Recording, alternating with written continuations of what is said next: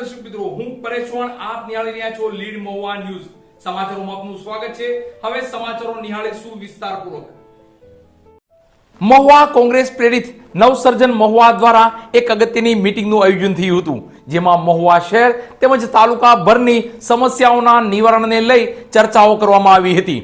તો દારૂના દૂષણને લઈ આવેદનપત્ર પણ અપાયું।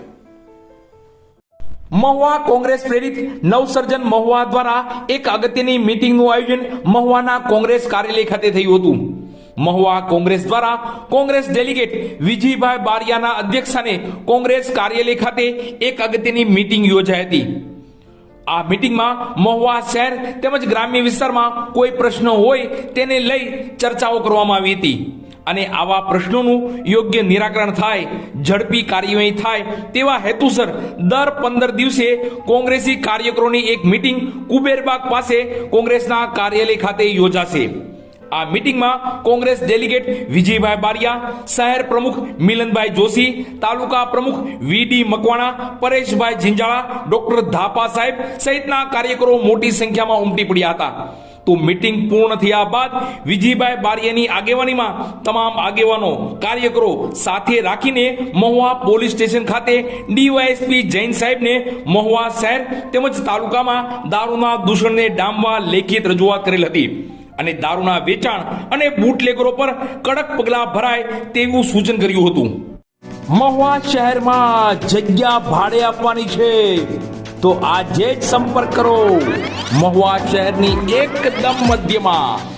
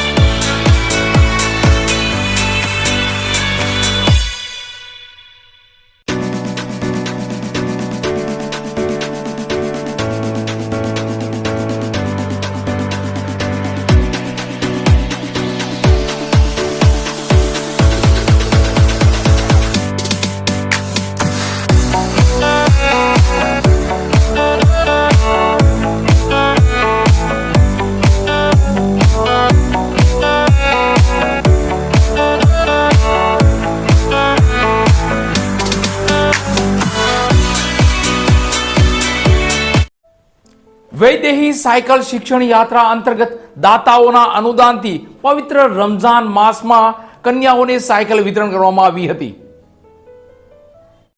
વિશ્વ વંદની પૂજ્ય મોરારી બાપુની રામકથાના માધ્યમથી અને પૂજ્ય બાપુના આશીર્વચન, કરુણામય કૃપાથી અને માનનીય વડાપ્રધાન શ્રી નરેન્દ્રભાઈ મોદી સાહેબના બેટી બચાવો બેટી પઢાઓના આહવાન સાથે વૈદેહી સાયકલ શિક્ષણ યાત્રા જીતેન્દ્ર વાજા રાષ્ટ્રપતિ એવોર્ડ વિજેતા શિક્ષક તલગાજડા દ્વારા આરતી મહિલા વિકાસ સંઘના માધ્યમથી રમઝાન માસના પવિત્ર માસમાં ધોરણ 5 થી 8 ની જે કન્યાઓ સરકારી શાળામાં બહારથી વાડી વિસ્તારમાંથી પગપાળા ચાલીને આવતી હોય તેવી કન્યાઓને પૂર્વ ન્યાય સમિતિના ચેરમેન માનનીય શ્રી અરુણભાઈ વેલારી નાનાજદરાના સહકારથી અને દાતાઓ નેચરલ ડિહાઇડ્રેશન નાનાજદરા, ભાવનગર જિલ્લા પંચાયત બાંધકામ સમિતિના ચેરમેન માનનીય Shri Dashrathbhai Jani, King Dehydration, Tawakkal transport Hasmatbhai Kabariya તરફથી અનુદાન મળેલ છે। 7 સાયકલ હિન્દુ મુસ્લિમની કન્યાઓને કોમી એખલાસના ઉદાહરણ રૂપ પીરજાદા ચોક ખાતે નમાઝી અદા ફરમાન બાદ માનનીય શ્રી બુખારી સાહેબ, પૂજ્ય મહેંદી બાપુ, કોર્પોરેટર શ્રી તથા સમુદાયના મહાનુભાવો વચ્ચે આપવામાં આવેલ। અત્યાર સુધીમાં તમામ સમુદાયની 63 બહેનોને સાયકલ વિતરણ કરવામાં આવેલ હતું।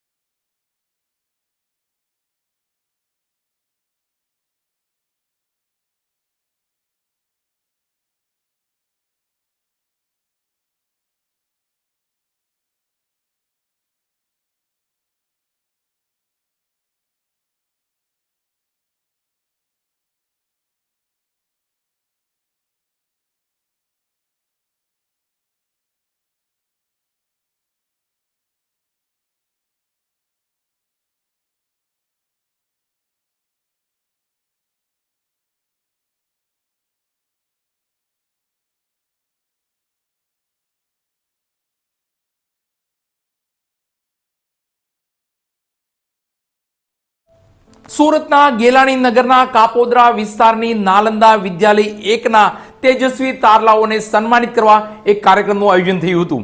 તો શાળા પરિવારની યશવી ગોહિલ નામની વિદ્યાર્થીનીએ જવાહર નવોદયની એન્ટ્રન્સ એક્ઝામ પાસ કરી શાળાનું અને પરિવારનું નામ રોશન કર્યું છે.